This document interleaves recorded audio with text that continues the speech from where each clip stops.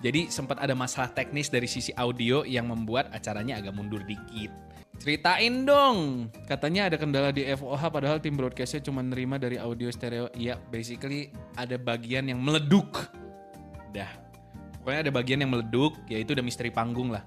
Heads off-nya adalah tim productionnya bisa menyelesaikan masalah itu secepat-cepatnya. Gini loh, ya mungkin viewers Marapton mungkin saking banyaknya banyak orang yang nggak tahu ya kalau lu denger audionya jelek, percayalah produsernya udah denger duluan. Percayalah produsernya juga udah denger duluan. Hey, kalian ini ya yang ngomong, "Woi, audio." Produsernya tuh udah denger duluan. Sebelum lu ngomong, produser udah denger. Emang ada satu tombol klik audionya bener? Kagak ada. Kagak ada.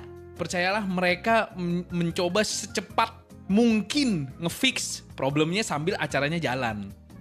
Gitu.